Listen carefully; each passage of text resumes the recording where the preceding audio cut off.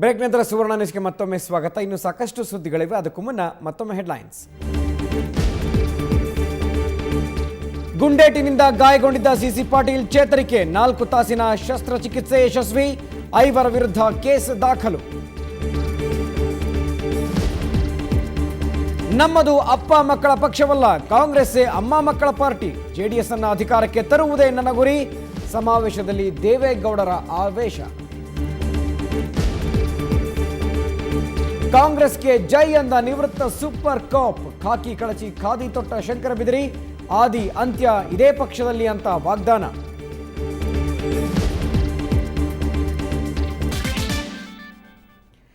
ಚುನಾವಣೆ ಹತ್ರ ಬರ್ತಾ ಇದ್ದಂತೆ ಸರ್ಕಾರ ನಾನಾ ಯೋಜನೆಗಳನ್ನು ಜನರಿಗೆ ಪರಿಚಯಿಸ್ತಾ ಇದೆ. ಅದರಂತೆ ಮೈಸೂರಿನಲ್ಲಿ ಇವತ್ತು ವಸತಿ ಯೋಜನೆಗೆ ಚಾಲನೆ ನೀಡಲಾಯಿತು. ಈ ವೇಳೆ ದೊಡ್ಡ ಗದ್ದಲವೂ ಕೂಡ ನಡೀತು. ಯಾಕೆ ಅಂತ ಹೇಳ್ತೀವಿ ಈ ವರದಿಯಲ್ಲಿ.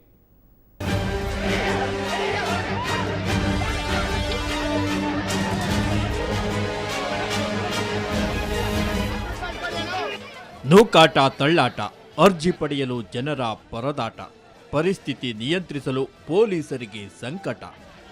ಈ ದೃಶ್ಯ ಕಂಡುಬಂದಿದ್ದು ಮೈಸೂರಿನ ಅಗ್ರಹಾರದ ಪಾಲಿಕೆಯ 1ನೇ ವಲಯ ಕಚೇರಿ ಬಳಿ. ಅಂದಹಾಗೆ ಚುನಾವಣೆ ಹತ್ತಿರವಾಗ್ತಿದ್ದಂತೆ ಸರ್ಕಾರ ಜನರಿಗಾಗಿ ಹಲವು ಯೋಜನೆಗಳನ್ನು ಜಾರಿಗೆ ತರ್ತಿದೆ.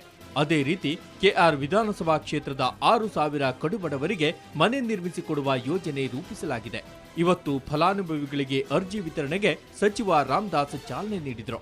ನಂತರ ಅರ್ಜಿ ವಿತರಣೆ ಆರಂಭವಾಗುತ್ತಿದ್ದಂತೆ ನೂಕುನುಗ್ಗಲು ಉಂಟಾಯಿತು. ಪರಿಸ್ಥಿತಿ ನಿಯಂತ್ರಿಸಲು ಪೊಲೀಸರು ಲಾಠಿ ಬೀಸಬೇಕಾಯಿತು.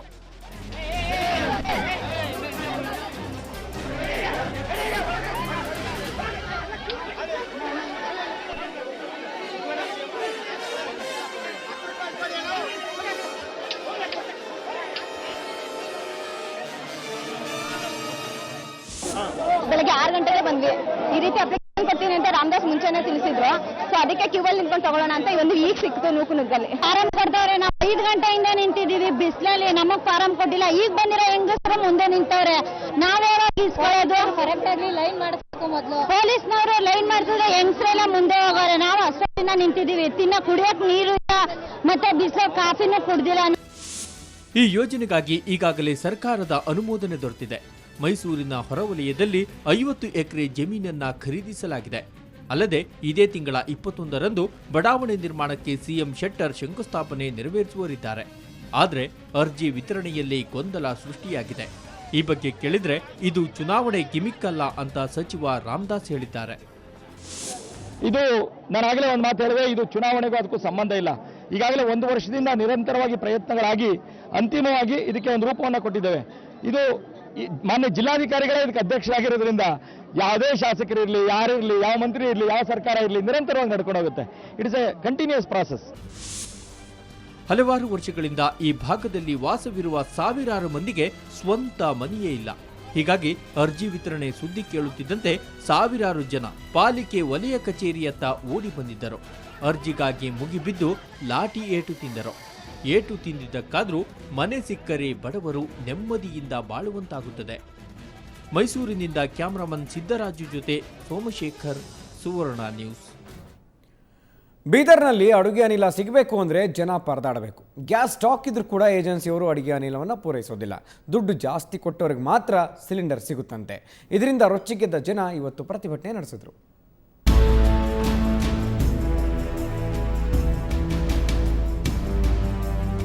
ಸಾಲು ಸಾಲು ಸಿಲಿಂಡರ್ಗಳ ಮೇಲೆ ಕುಳಿತ ಜನ, ಗ್ಯಾಸ್ಗಾಗಿ ಗ್ರಾಹಕರ ಪರದಾಟ. ಬೀದರ್ ಜಿಲ್ಲೆ ಔರಾದ್ ಪಟ್ಟಣದಲ್ಲಿ ಗ್ರಾಹಕರು ಅಡಿಗೆ ಅನಿಲ ಪಡಿಬೇಕಾದ್ರೆ ಇಂತಹ ಸಾಹಸ ದಿನ ಮಾಡಬೇಕಾಗುತ್ತೆ. ಹೌದು, ಭಾರತ್ ಗ್ಯಾಸ್ನ ಏಜೆನ್ಸಿ ಪಡೆದಿರುವ ಸಂಗಮೇಶ್ವರ್ ಏಜೆನ್ಸಿಯವರು ಹೆಚ್ಚು ಹಣ ಕೊಟ್ಟವರಿಗೆ ಮಾತ್ರ ಸಕಾಲದಲ್ಲಿ ಗ್ಯಾಸ್ ವಿತರಣೆ ಮಾಡ್ತಾರಂತೆ. ಇದರಿಂದ ಕೆರಳಿದ ಸಾರ್ವಜನಿಕರು ಪ್ರತಿಭಟನೆ ನಡೆಸಿದ್ರು. ಕೆಲವರು 7ಕ್ಕೆ ಬಂದಾರ, ಕೆಲವರು 6ಕ್ಕೆ ಬಂದಾರ, ಕೆಲವರು ನಸ್ಕಿನಾಗ 5-5:30 ಬಂದು ಸೀದಾ ಹಚ್ಲತ್ತಾರ. ಮತ್ತು ಮುಂಜೆ ಈಗ ಇಲ್ಲೇನದಂದ್ರೆ ಇನ್ನೊಂದು ಸಿಲಿಂಡರ್ 2,422 ರೂಪಾಯಿ ಅದ ರೀ, 422 ರೂಪಾಯಿ ಅದ. ಇವ್ರು 500 ರೂಪಾಯಿ ತೊಗೊಳತ್ತಾರ. ತೊಗೊಂಡ್ರೆ ಕರೆಕ್ಟ್ ಕೊಡ್ತಾ ಇಲ್ಲ. ಸಬ್ಸಿಡಿ ಅಡುಗೆ ಅನಿಲ ಸಿಲಿಂಡರ್ ದರ 422 ರೂಪಾಯಿ ಇದೆ. ಆದರೆ ಇಲ್ಲಿ 500ರಿಂದ 600 ರೂಪಾಯಿ ವಸೂಲಿ ಮಾಡ್ತಾರಂತೆ. ಈ ಬಗ್ಗೆ ಕೇಳಿದ್ರೆ ಗ್ಯಾಸ್ ಏಜೆನ್ಸಿ ಸಿಬ್ಬಂದಿ ಹೇಳೋದು ಹೀಗೆ. ನಾನು ಕೊನೆಲ್ಲ ಸರ್ ಮಾಲಕರಿಗೆ ಕೊನೆ 500 ರೂಪಾಯಿ, 6,500 ರೂಪಾಯಿ ಛೇ ಕಮ್ಮಿ ಇದ್ರು ಸರ್ ನನಗೆ ಏನು ಬೇಕು ಮಾಲಕರು ಕೊಡು ಅಂದರು ಕೊಡೋಕ್ಕೆ ಸರ್ ನನಗೆ ಏನು ಕೊಡಲ್ಲ ಸರ್ ಯಾನು ಸರ್ ಅವ್ರಿಗೆ ಕೊನ ನಮಗೆ ಏನು ಕೊನ ನಾವು ಖಾಲಿಯವ್ರು ನೌಕರಿ ಮಾಡೋದು. ಇನ್ನು ಇಲ್ಲಿ ಗಲಾಟೆ ನಡೆದಾಗಲೆಲ್ಲ ತಹಶೀಲ್ದಾರ್ ಸ್ಥಳಕ್ಕಾಗಮಿಸಿ ಪರಿಶೀಲನೆ ನಡೆಸಿ ಹೋಗ್ತಾರೆ. ಆದರೆ ಯಾವುದೇ ಕ್ರಮ ಕೈಗೊಳ್ಳೋದಿಲ್ಲ. ಈ ಬಗ್ಗೆ ತಹಶೀಲ್ದಾರರನ್ನ ಕೇಳಿದ್ರೆ ಏನ್ ಹೇಳ್ತಾರೆ ಕೇಳಿ. ಅದೇ ನಾ ಅದೇ ವೆರಿಫೈ ಮಾಡಕ್ಕೆ ಬಂದೀನಿ. ಈಗ ಪರೀಕ್ಷೆ ಮಾಡಿದ್ದೀನಿ. ಅವ್ರು ಏನಾದರೂ ಸರ್ಕಾರದ್ದು ಏನಾದರೂ ರಿಯಾಯಿತಿ ಪ್ರಕಾರ ಅದೇ ದುಡ್ಡು ತೊಗೋಬೇಕು, ಜಾಸ್ತಿ ತೊಗೋಬಾರ್ದು. ಈಗ ಅದೇ ನಾವೇನೋ ಯಾವ ತೊಗೊಂಡು ಗೊತ್ತಾಗಿಲ್ಲ. ಈಗ ಅದು ನಾವು ಈಗ ಮಾಲಕರು ಬರೋಣ ನಾವು ಏನು ಪದ್ಧತಿ ಪ್ರಕಾರ ಸರ್ಕಾರದ ಏನದ ಅದ್ರ ಪ್ರಕಾರ ತೊಗೋಬೇಕು, ಹೆಚ್ಚು ತೊಗೋಬಾರ್ದು ಅಂತ. ಒಟ್ನಲ್ಲಿ ಸರ್ಕಾರ ಬೆಲೆ ಏರಿಕೆ ಜೊತೆಗೆ ಸಬ್ಸಿಡಿ ಸಿಲಿಂಡರ್ಗಳ ಮಿತಿಯನ್ನ ಕಡಿಮೆ ಮಾಡಿದೆ. ಇದರ ನಡುವೆ ಗ್ಯಾಸ್ ಏಜೆನ್ಸಿಯವರು ಗ್ರಾಹಕರನ್ನ ಸುರಿಯುತ್ತಿದ್ದಾರೆ. ಈ ಬಗ್ಗೆ ಸಂಬಂಧಪಟ್ಟವರು ಎಚ್ಚೆತ್ತುಕೊಳ್ಳಬೇಕಿದೆ. ಬೀದರ್ನಿಂದ ಕ್ಯಾಮರಾಮನ್ ಹನುಮಂತ್ ಜೊತೆ ಅನಿಲ್ ಕುಮಾರ್ ದೇಶ್ಮುಖ್, ಸುವರ್ಣ ನ್ಯೂಸ್. ರಂಗೋಲಿ ಹಾಕಿದರೆ ಕುಕ್ಕರ್ ಫ್ರೀ, ಹೀಗೊಂದು ಪ್ರಚಾರ ಮಾಡಲಾಗಿತ್ತು. ಸಾವಿರಾರು ಮಹಿಳೆಯರು ಬಂದು ರಂಗೋಲಿ ಹಾಕಿದ್ರು. ಹಾಗಾದರೆ ಅವರಿಗೆಲ್ಲ ಕುಕ್ಕರ್ ಸಿಗ್ತಾ ಅಂತೀರಾ? ಏನಾಯಿತು ಬನ್ನಿ ನೋಡೋಣ. ಅಯ್ಯೋ, ಇಲ್ಲಿ ನೋಡಿ, ಇಲ್ಲಿ ಗುಂಪಾಗಿ ಜನ ಜಮಾಯಿಸ್ಬಿಟ್ಟಿದ್ದಾರೆ. ಕಷ್ಟಪಟ್ಟು ತೂರ್ಕೊಂಡು ಒಳಗೆ ನುಗ್ಗಿ ಕೈಗೆ ಸಿಗೋ ಪ್ಲಾಸ್ಟಿಕ್ ಬಾಕ್ಸನ್ನು ಹಿಡ್ಕೊಂಡು ಓಡ್ತಾ ಇದ್ದಾರಪ್ಪ. ಇನ್ನು ಕೊನೆಗುಳಿದಿರೋ ಬಾಕ್ಸ್ಗೋಸ್ಕರ ಕಿತ್ತಾಟ ಜೋರಾಗಿ ನಡೀತು. ಎದ್ದು ಬಿದ್ದು ಮಹಿಳೆಯೊಬ್ಬರು ಕುಕ್ಕರ್ ಡಬ್ಬ ಹಿಡ್ಕೊಂಡು ಗುಂಪಿನಲ್ಲಿ ಮಾಯನೇ ಆಗ್ಬಿಟ್ರು.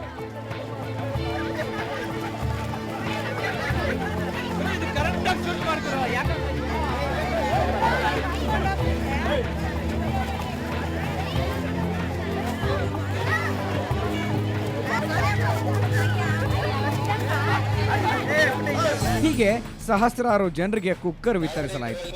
ಶೀಟಿ ಹೊಡೆಯುತ್ತೋ ಬಿಡುತ್ತೋ, ಅದರಲ್ಲಿರೋ ಅನ್ನ ಬೇಯುತ್ತೋ ಇಲ್ವೋ, ಪುಕ್ಸಟ್ಟೆ ಸಿಗೋ ಕುಕ್ಕರ್ಗೋಸ್ಕರ ಸಿಕ್ಕಾಪಟ್ಟೆ ಜನ ಮುಗಿ ಬಿದ್ದಿದ್ರು. ಅಲ್ಲಿ ಬರ್ರಿ ಅಂತಾರೆ, ಅಲ್ಲಿ ಹೋದ್ರೆ ಅಲ್ಲಿ ಇಲ್ಲ, ಅಲ್ಲಿಂದ ಈ ಕಡೆ ಎತ್ಕೊಂಡ್ಬರ್ತಾರೆ, ಈ ಕಡೆ ಬಂದ್ರೆ ಈ ಕಡೆ, ಇಲ್ಲಿ ಬಂದ್ರೆ ಇಲ್ಲಿ ಇಲ್ಲ ಅಂಕಲ್. ಸ್ಟಿಪ್ಗಳೆಲ್ಲ ಕಳ್ಕೊಂಡು ನಾವೇನ್ ಮಾಡೋದು? ಸ್ಟಿಪ್ಗಳಿಲ್ಲ ಅಂದ್ರೆ ಇಲ್ಲ ಅಂತ ಹೇಳ್ತಾರೆ. ಬೆಳಗ್ಗಿನ ಕಾಯ್ಸೋದೆಲ್ಲ ವೇಸ್ಟ್ ಏನ? ನಾವು 4 ಗಂಟೆಯಿಂದ ಇದೀರಿ ಇಲ್ಲಿ. ಸ್ಲಿಪ್ಗಳು ಒಬ್ರು ಕೊಟ್ಟಿದ್ದಾರೆ, ಒಬ್ಬೊಬ್ರು ಕೊಟ್ಟಿಲ್ಲ, ಎಲ್ಲರೂ ಕೊಟ್ಟಿದ್ದಾರೆ. ಇದೆಲ್ಲ ನಡೆದಿದ್ದು ಎಲ್ಲಿ ಗೊತ್ತಾ? ಚಿಕ್ಕಬಳ್ಳಾಪುರದಲ್ಲಿ ಸಾವಿರಾರು ಜನ ಕುಕ್ಕರ್ಗೋಸ್ಕರ ಮುಗಿಬಿದ್ದಿದ್ರು. ಇಲ್ಲಿನ ಶ್ರೀ ಸಾಯಿ ಕೃಷ್ಣ ಚಾರಿಟಬಲ್ ಟ್ರಸ್ಟು ಕಳೆದ ಸಂಕ್ರಾಂತಿ ಸಂದರ್ಭದಲ್ಲಿ ಮಹಿಳೆಯರಿಗೆ ರಂಗೋಲಿ ಸ್ಪರ್ಧೆಯನ್ನು ಏರ್ಪಡಿಸಿತ್ತು. ಅದರಲ್ಲಿ ಭಾಗಿಯಾದ ಎಲ್ರಿಗೂ ಕುಕ್ಕರ್ ವಿತರಿಸುವುದಾಗಿ ವಾಗ್ದಾನ ಮಾಡಿತ್ತು. ಅದರಂತೆ ನಿನ್ನೆ ಕುಕ್ಕರ್ ವಿತರಣೆ ಕಾರ್ಯಕ್ರಮವನ್ನು ಹಮ್ಮಿಕೊಳ್ಳಲಾಗಿತ್ತು. ಸಾವಿರಾರು ಜನರು ಬಂದಿದ್ದರಿಂದ ನೂಕುನುಗ್ಗಲು ಉಂಟಾಯಿತು. ಸಿಕ್ಕವರಿಗೆ ಸೀರುಂಡೆ ಅನ್ನುವಂತಿತ್ತು ಅಲ್ಲಿನ ಪರಿಸ್ಥಿತಿ. ಎಲ್ಲರಿಗೂ ಚೀಟಿಗಳು, ಇವರು ಅಲ್ಲಿ ಡ್ಯಾನ್ಸ್ಗಳು ಮುಗಿಯೋವರೆಗೂ ನಾವು ಇಲ್ಲಿ ಪ್ರೈಸಸ್ ಕೊಡಲ್ಲ ಅಂದ್ರು. ಅದಕ್ಕೆ ಕ್ಯೂ ಸಿಸ್ಟಮ್ ಮಾಡಿದ್ರು. ಏನು ಹೆಂಗಂದ್ರಂಗೆ ನಿಂತ್ಕೊಂಡ್ಬಿಟ್ಟಿದ್ದಾರೆ.